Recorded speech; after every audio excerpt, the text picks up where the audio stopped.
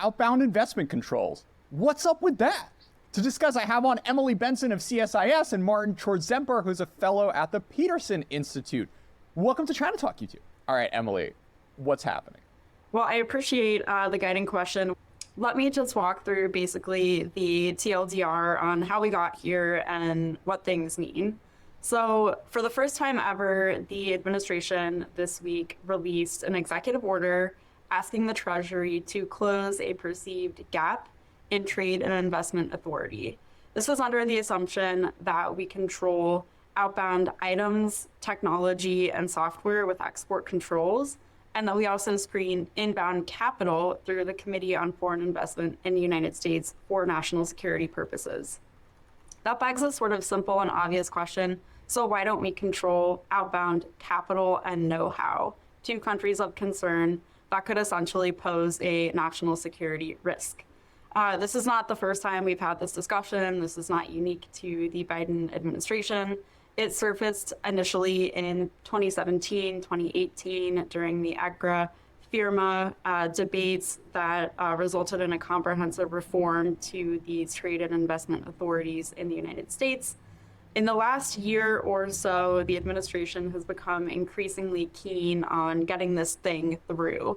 And talks have really accelerated in the past couple of months. What's interesting is that this executive order was imminent last October. And if you recall, on October 7th, the Bureau of Industry and Security at the U.S. Department of Commerce levied these fairly sweeping export controls on advanced AI chips to China. I think that that had a much greater effect and ripple kind of in a noise way throughout the foreign policy community. And so that had the effect of slowing down this impending executive order. When it slowed down, that created a greater opportunity in the interagency process for additional stakeholders, including people like U.S. Treasury Secretary Janet Yellen, to intervene and say, hey, we really want this tool to be sufficiently narrow. We don't want the scope to be too wide. We want to make sure that it achieves its end goal of protecting U.S. national security while not overly ensnaring our allies. So talks have been very much under wraps the past couple of months. What's interesting is that in the month of July, things changed in Congress. There was recently a fairly resounding vote in the Senate that signals a broad bipartisan desire to get something like this finished. And so I think that added increased pressure on the administration to actually get this order out of the door. And that's what happened 2 days ago when Biden signed this EO directing Treasury to stand up this new program. So basically what it's doing is opening up for public comment this new program to screen outbound investments and capital, basically know-how, into semiconductors and microelectronics, artificial intelligence, and quantum technology. Yeah, so I before we kind of get into the details of the document and the request for comment, I do want to focus on the politics of this because it's weird when you see articles coming out basically every month for an entire calendar year saying something is about to happen, and then like all of a sudden it happens today, not last October, not in March, but in August, on August 9th of 2023. This became a meme. The Biden China watching community apparently has been fixated on outbound investment screening for the past year, kind of waiting for it to drop. That dynamic you mentioned, Emily, I want to explore a little more of this, like being potentially teed up to go alongside the October 7th semiconductor controls, but then a room for discussion. But I guess like your idea is that was a bigger deal than the folks who created it potentially intended, which then sort of opened the door for voices within the interagency, as well as lobbyists who are concerned about this type of thing, to try to make their case that this should be a narrower rather than a bigger deal.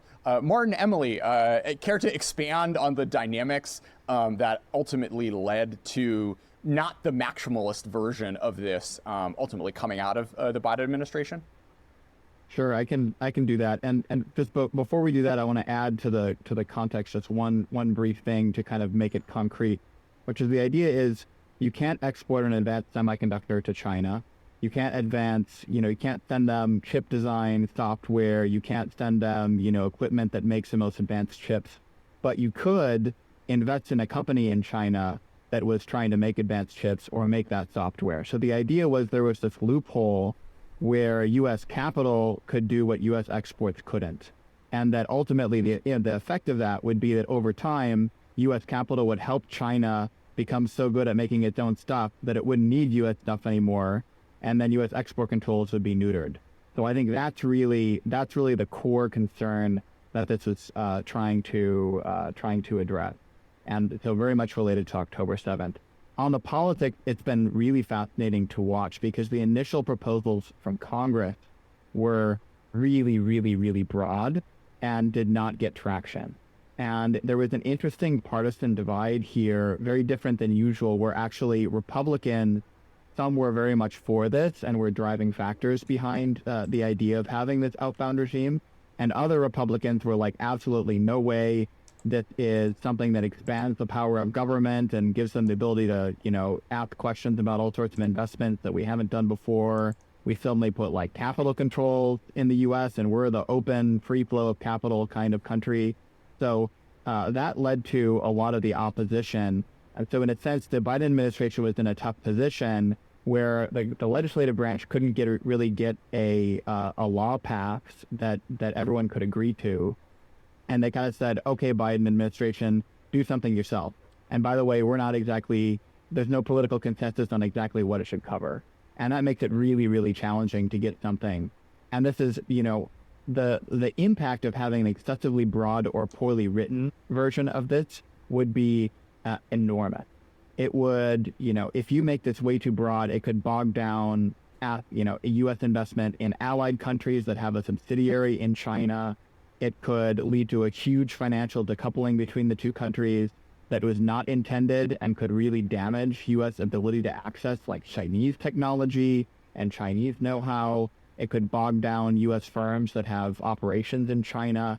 It could damage the U.S. position as a global financial center if everyone thinks, okay, if I list my stock in the U.S., then suddenly they're going to not let me invest in China. I mean, there were tons of awful scenarios that could have been the case if they rushed something through. So I think it's really positive that they took it slow, were really careful, and are asking lots of questions to make sure that they don't get us into these nightmare scenarios. So first, I mean, I guess like the sort of like, it's not even Romney, like the Republican opposition to this was curious because, there is this like weird fissure where like on the one hand the GOP is very very focused on being like more anti-China than the Biden administration, but there are some leadership of the Financial Services Committee in the House as well as others in the GOP, we're worried about this. So Martin, maybe like a sincerity check. On the one hand, like this is sort of news to me that there are Republicans who are stressed out about a more aggressive decoupling than the one we currently have. But I do think it did surface some really interesting dynamics that may end up playing out. If potentially a Republican gets in the White House and the GOP tries to sort of take a more aggressive tack towards China. Yeah, I do think there's real sincerity there because, there's a long-standing tradition in the Republican Party of being suspicious of expansion of government, red tape, regulations, oversight of firms. And then that can kind of clash with the idea that that these many firms are doing things that are helping China in ways that hurt U.S. national security. If you look at the arguments that they made, some of them are along those lines. Another is actually an argument I've been making for a while that Pat McHenry, the chair of the House Financial Services Committee, made, which says we are protecting China from our national security threat. And what he means by that is we spent a lot of time with CSIS, which reviews inbound investment into the United States, to say we don't want any Chinese people on the board of sensitive U.S. firms. We don't want their VC investment. we don't want anything because we're worried they're going to learn all sorts of secrets which could hurt national security. And at the same time, we're saying we don't want any Americans on the board of Chinese AI companies or any companies that are sensitive.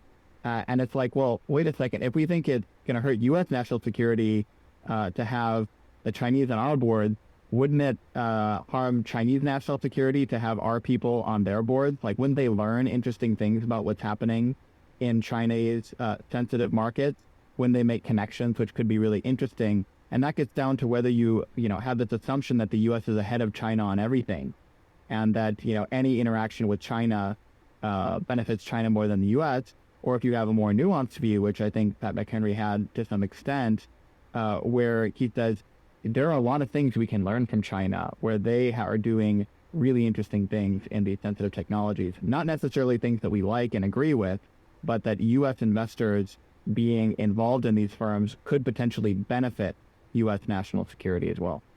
Yeah, I think that's an interesting point, Martin, and something that's worth keeping in mind when we explore a potential expansion of export controls and investment screening. But the more targeted de-risking or decoupling in certain high-tech sectors that you invite with certain policy changes, the less visibility you have over time into foreign high-tech sectors. And that can actually have adverse effects when we're trying to figure out where we are maintaining a leading edge or where China might be pulling ahead. And those data points are extremely important in formulating policies that can combat the current threat environment. And with reduced visibility, we just naturally have less knowledge about what's happening in those sectors. And so that's sort of a negative downside of additional controls. To push back on that, my hope is that the U.S. government has more data points than Michael Moritz sitting on the board of ByteDance or whatever, for us to have for the U.S. government to have a sense of relative capabilities. I totally buy and take the sort of broader point that today and definitely 5-10 years in the future, the U.S. is not going to be the dominant player in every technology. This has been internalized deeply by folks in the telecom community with the rise of Huawei. And this is going to happen in other places. We're seeing it in electric vehicles. We're seeing it in sort of all sorts of like new energy stuff, and we may end up seeing it in AI and semiconductor design, manufacturing equipment, what have you. Grappling with that is really challenging and tricky. And I guess the argument that this executive order makes is that while that is important and there's sort of like information to be gained, the sort of know-how and knowledge transfer and access to global markets and future funding rounds or what have you, that having Western seed, Series A, Series C funding gives you, like, there's a net negative trade-off when you're trying to balance like boosting when you're trying to like trade off boosting like an adversary's techno-industrial capability versus like understanding what the heck is going on across the Pacific. Yeah, the counter argument to that, which is a completely valid argument, is I have one that's historical and one that's a question mark. The historical one is at one point the NSA was against China having digital telecoms and wanted to keep them in analog because it was easier to snoop on them. And then when they figured out that China would get digital telecoms from someone else, they said, absolutely, American companies sell them the digital stuff because we know where their vulnerabilities are, and we know exactly what their capabilities are because we know exactly what equipment is going in there. And if we ban it, they're going to get the equipment anyway, and we're going to lose that visibility. So I think there's an analog to that all over in this space. And then the present one is, how indispensable really is U.S. venture capital to Chinese firms in these sensitive sectors? That's really, I think, the key question. And it's not clear to me that just how much of a benefit they get from this versus, say, a Chinese venture capitalist who spent many years and cut their teeth at a U.S. venture capital firm. I think we agree that the capital is pretty interchangeable. The know-how and network side, I just really haven't seen outlined a really rigorous argument that says they're getting a really huge boost here from having, one U.S. venture capital company in one of their funding rounds versus that not happening. I just don't know.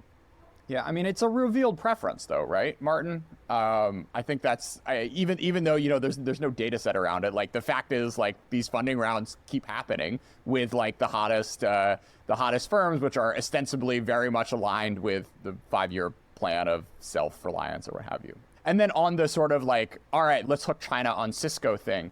My sense is that ship has sailed to like a pretty large extent with just like having had ZTE and Huawei and October 7th. Like it just strikes me as like really odd that this is like a playbook you could really end up expecting to be able to run over the coming decades on anything that actually matters all that much. Yeah, one thing that Martin said about the lack of data on this kind of know-how, the people-to-people transfers, if you will, I think that's interesting, and this is obviously part of the Treasury Department's intent is to stand up this mandatory notification regime so that they can collect more data. I think it's worth noting that the ANRPM from Treasury does not require prior notice of a transaction. It says, please notify us within 30 days of having closed the transaction. And so that's a very concrete signal that this is to collect more information. Of course, there are the national security considerations in these very targeted prohibitions. But if you step back for a second, and I think Martin asks a very good question about what the data will reveal and if any of this will actually bear fruit in the long run, will it be worth it? Will the nature and volume of transactions essentially substantiate the entire standing up of this new program at Treasury? I'm not sure. But on a philosophical level, what we talked about at the beginning of this podcast is whether or not there is a gap in current U.S. statutory authority. And I think there probably is. And so let's get more information. If there is a viable risk, let's deal with it. And I think it's a little bit early, and the public comments will reveal exactly the contours of what this needs to look like. And I think also the public comments will reveal which companies who are dealing in these 3 covered sectors are particularly exposed. So I am curious for my own sake to gather anecdotes from that process. All right, so let's take a step back and talk about what dropped on Wednesday. Martin, let's do the overview of what was in there and what you thought was particularly notable. Yeah, so it's actually very narrow in the sense that unlike the October 7th rule, nothing takes effect right away. So when the October 7th rules dropped, it was like, you need to comply with this right now or you're in serious trouble. And this was starting now, we may ask you for some info about things you're doing, but we're not going to block anything. There isn't going to be a formal notification regime started up yet. Instead, it was, here is a proposed idea of this regime, and tons of really well thought through questions about exactly how it should be scoped, where the question, what should be included or what should not. The proposal is very clear. This is not like CSIS. For those that don't know about CSIS, CSIS is like case by case. It's really not clear. You usually have to ask a lawyer to say, do I have to file with CSIS and report this transaction to the U.S. government? Should I do that?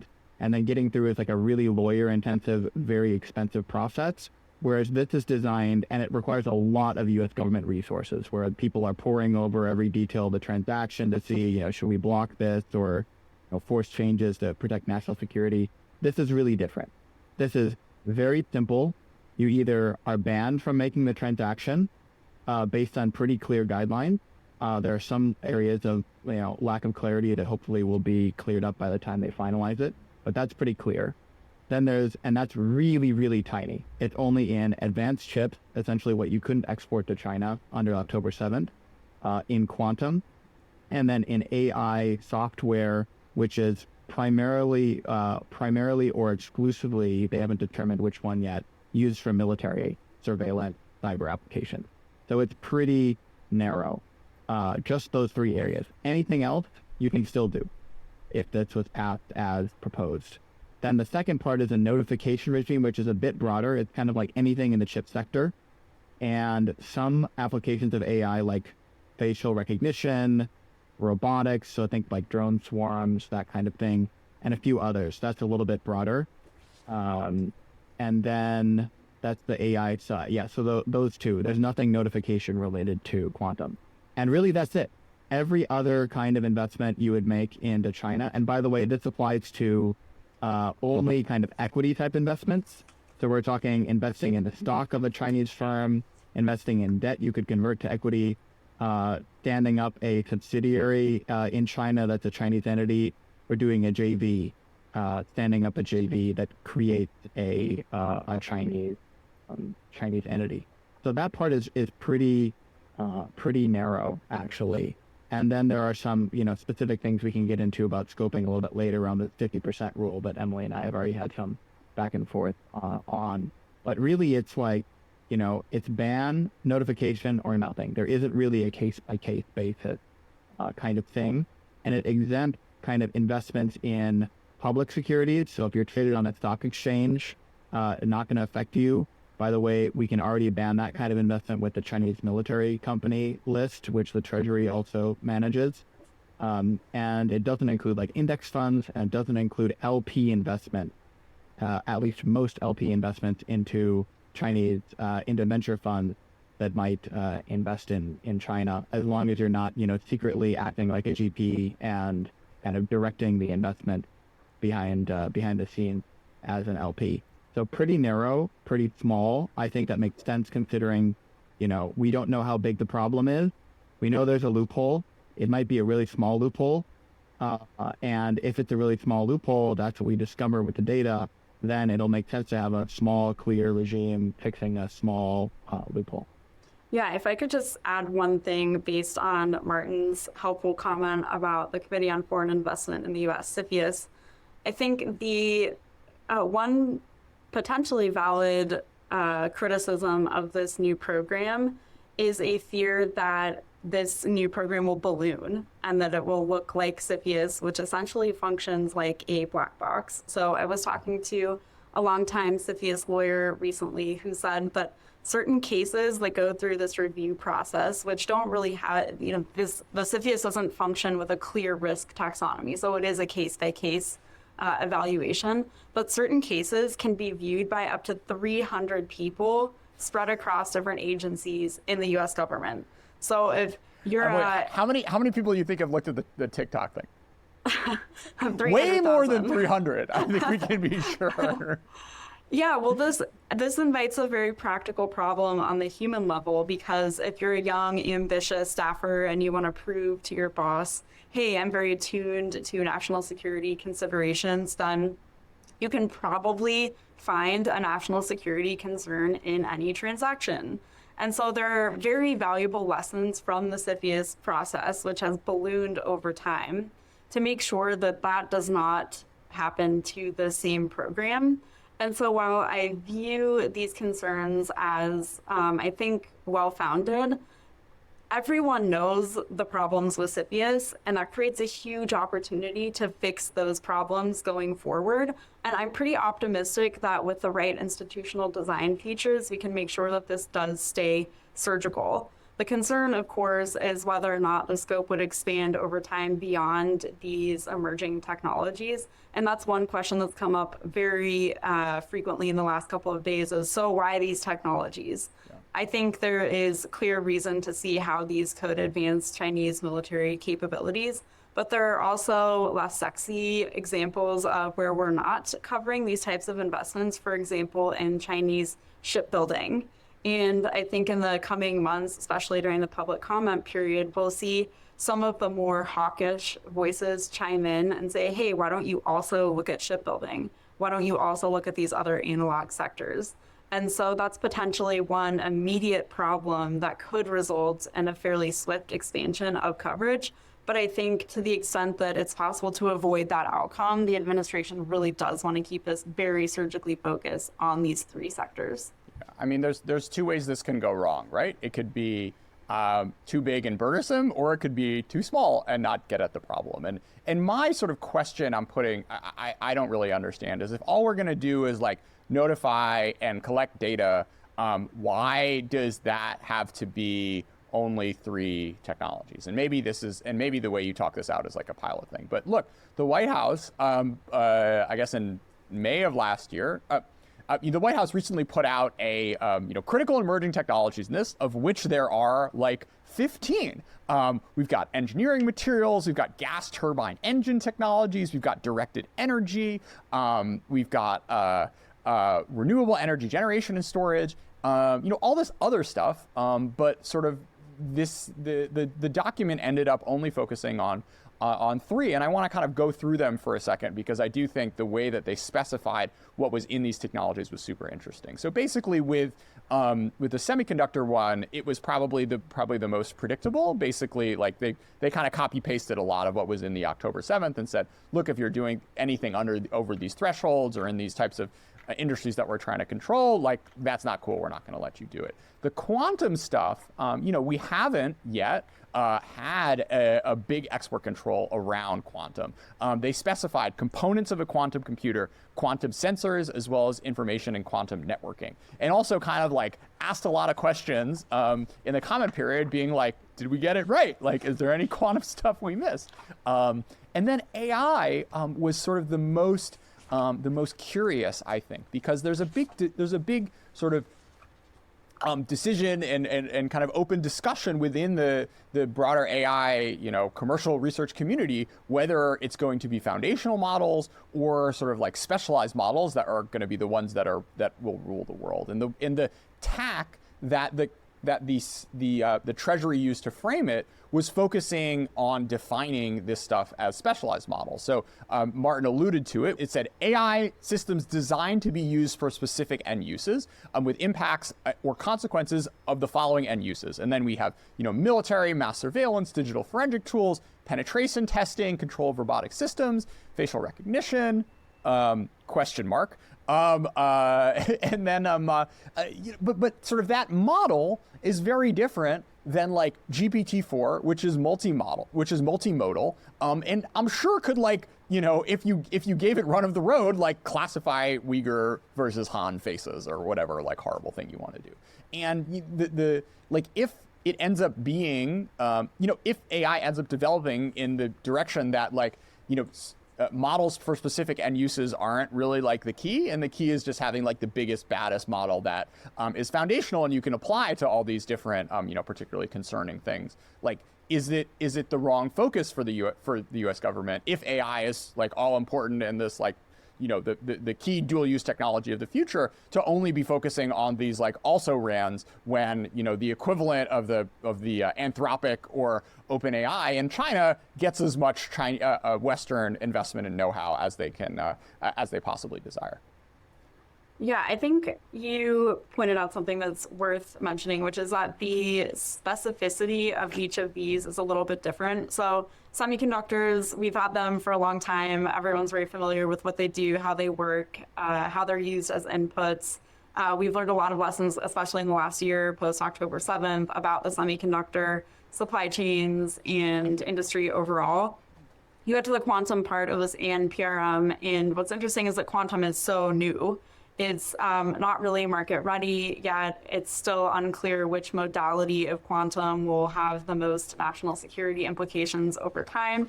But I think the administration here has tried to identify which types of quantum modalities it regards as most applicable in the national security context. One interesting observation on quantum is that because it's so new, any government intervention or additional restrictions in quantum risks tipping the scales in favor of one certain modality or another. So you say right now our bet is that quantum sensing will hold the most promise for military effectiveness for the USG. I'm not totally convinced, and I'm not sure that everyone else is, that that's the right way to do it, because there could be other quantum areas that might have prevailed more naturally under conditions with less restrictions. So I think that's worth bearing in mind. If you get to AI, one thing I was really looking for was this definition of AI. This is something that's come up a lot in the build up to the release of the ANRPM, which is, okay, so how are you going to define AI? Is this basically software? Is it not? What does it really mean? Because AI can kind of be anything right now. And so maybe I could just read very quickly the basic definition that they provide. I think it's very interesting. So Treasury Department is considering defining an AI system as an engineered or machine-based system that can, for a set of given objectives, generate outputs such as predictions, recommendations, or decisions influencing real or virtual environments. So AI systems are designed to operate with varying levels of autonomy. That's pretty broad, and I'm very curious to see what emerges in the public comment period, because I'm sure big tech firms, small tech firms alike will have a lot of thoughts on how to make that a little bit narrower. I think the burden here is that the US government doesn't really have one solid definition of AI. And so depending on how this shakes out, this could kind of pull ahead as the definition that we all lean on when we're talking about AI in the international context.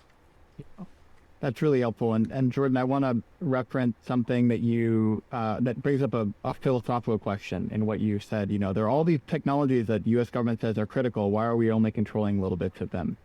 And I think the way I think about this is the following. There are lots of really sensitive critical technologies. The U.S. isn't ahead on all of them, and putting controls on them can actually slow down U.S. Investment in them, U.S. Development in them, because it might cut off, revenue.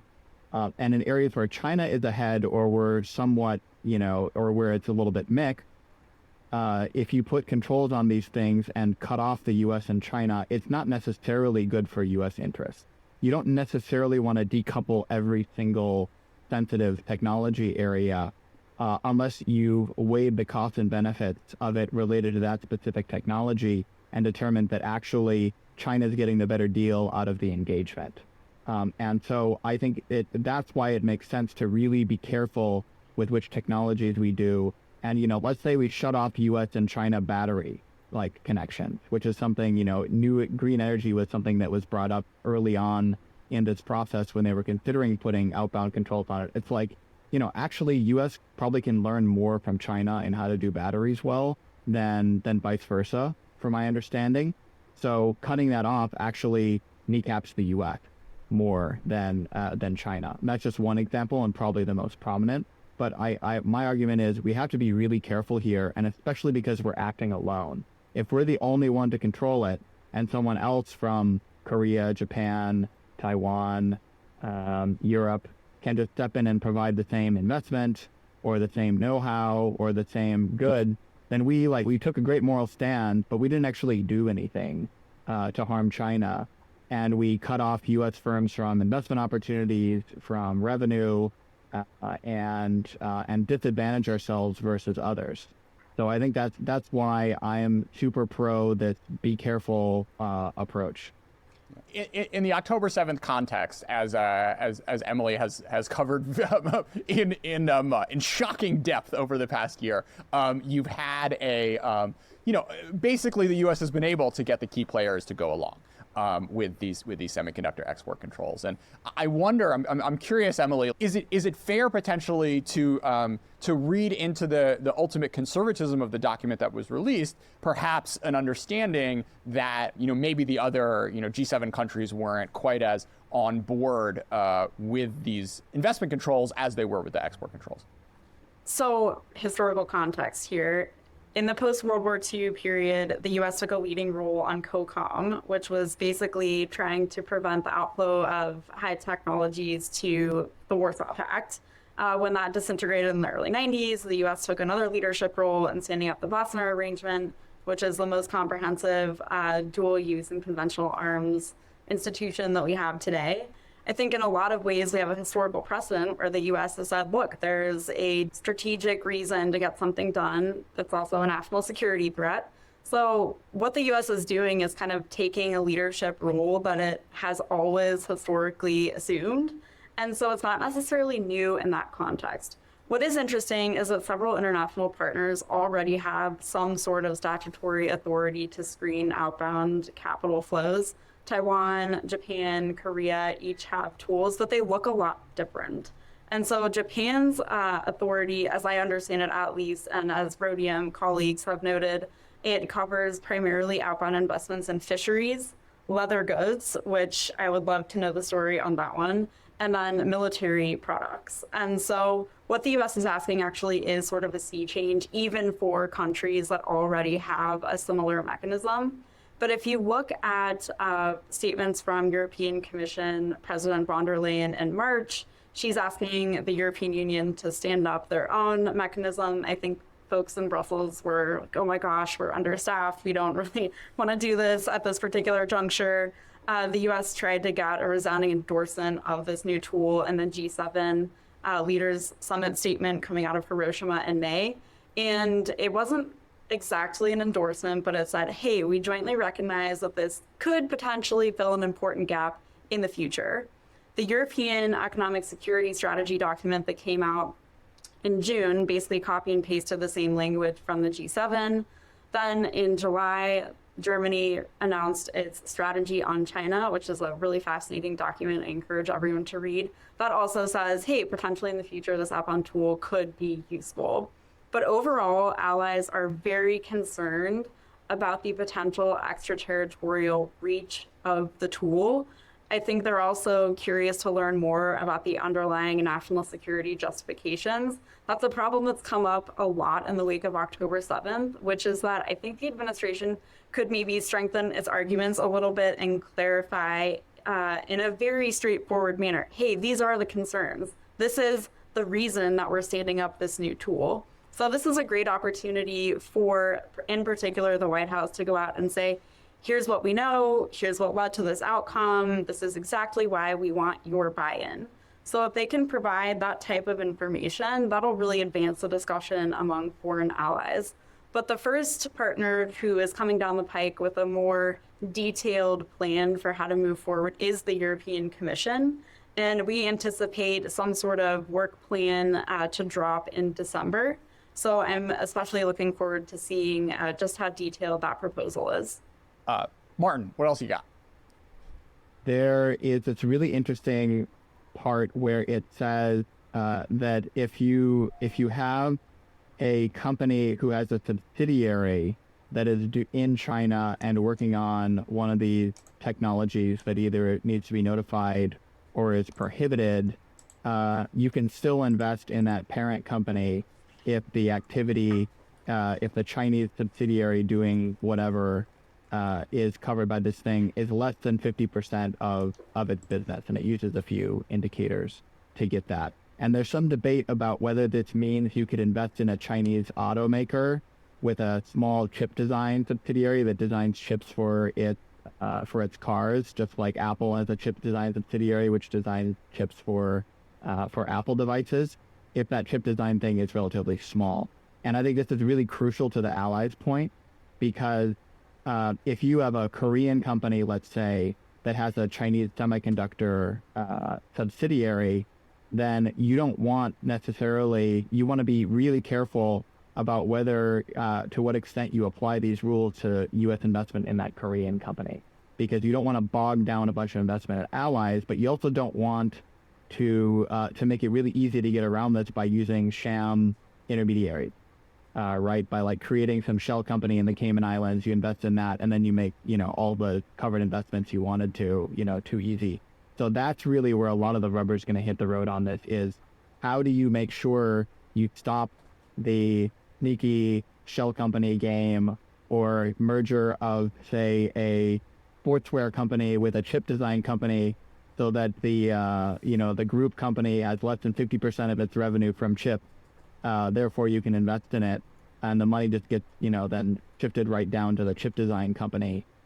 China's government knows really well how to do those kind of sham mergers if they want to.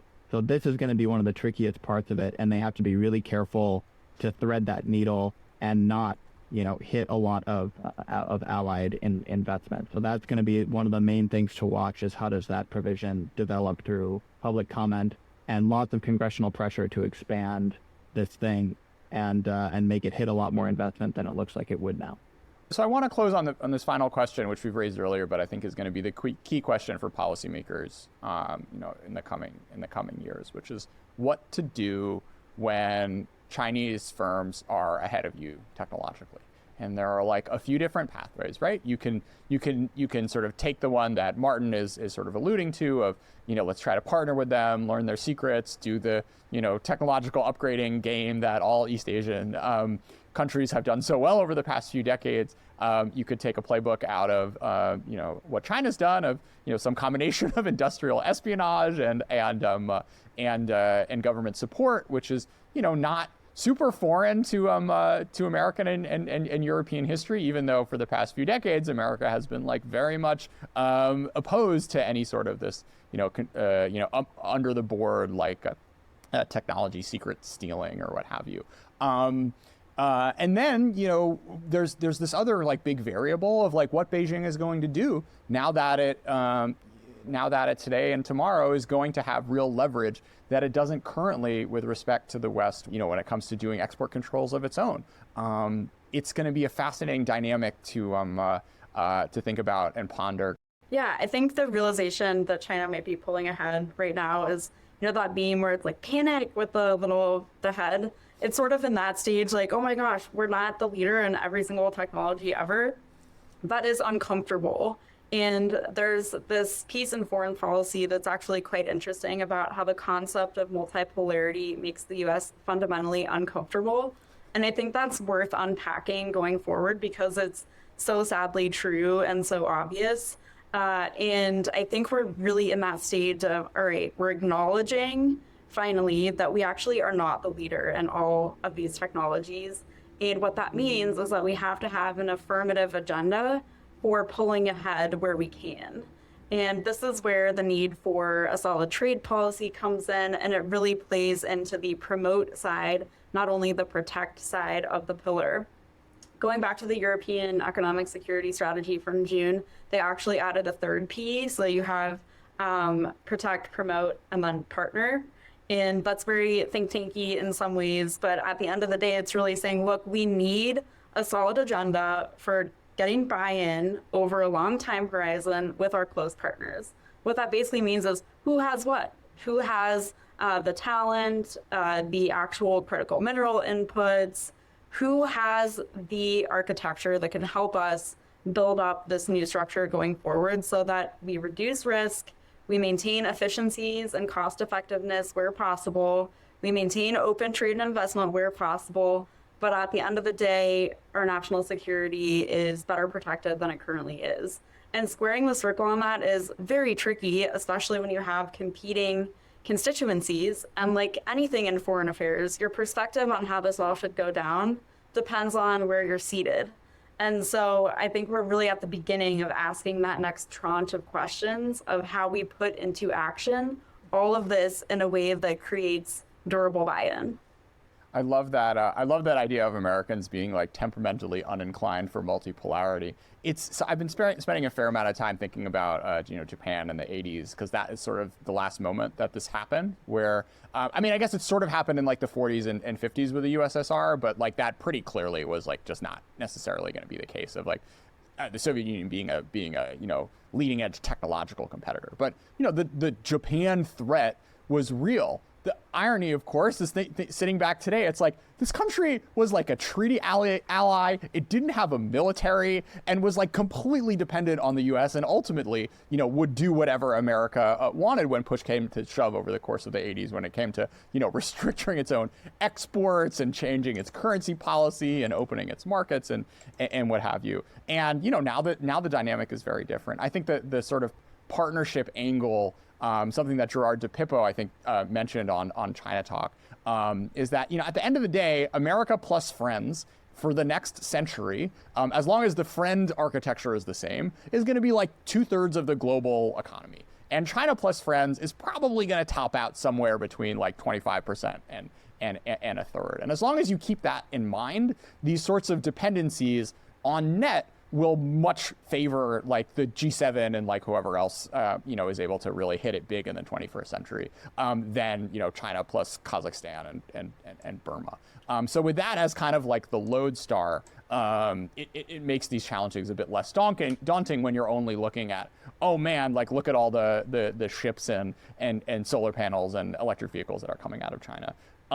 Martin, take us out, please. Yeah, so I really agree with that partner's point, and I think it's crucial. And that's why one reason that if you take these restrictions too far and get too extraterritorial, you start to alienate the friend, and then you have a much harder time building a coalition when it really matters. And you have to, as she said, really sell the national security justification, and they have to buy it. And this is really tricky because sometimes the U.S. thinks rightly it needs to lead by example and kind of push other countries that don't want to incur any cost along. But other times, it has to restrain itself and not be viewed as overusing the tools. And in regard to overusing the tool, I think one of the things that makes us so nervous about this is that China may use the same kind of tools that we use when we dominate on us. And we have shown that we are absolutely willing, when we think it affects our national security or under the Trump administration, what affects our commercial interests and tariffs and all that, that we will weaponize the key nodes that we have in the supply chain. And we have really good reason to think that China would do the exact same thing if it were to dominate in these areas. So I think there's a little bit of irony in there. Of course, we're a democracy. We supposedly, we talk about upholding liberal order. They don't really have that. It's not the equivalent thing. But the example that we have set sometimes with these tools is something that China's looking at and might follow in ways that we don't like. I mean, that feels to me like the Democrat Republican, oh yeah, we would never, hold up a Supreme Court justice, where it's obvious that the other side would and they don't care. Let's just end it there. Emily, Martin, you guys have do you guys have a outbound investment screening song for us to go out on? Or how about just bureaucracy is moving really slowly song? It could be lean back. Lean out of the China investment. Oh my God. All right. What's a Kansas City song? No That's all I can come up with. A Kansas, man, I don't know. They're all really gangster rap. Sign of the Times, Harry Styles. Oh, but there's also, they say, and do the walk away. Do the walk away from your Chinese investment and lean back. I'm ending this. Goodbye.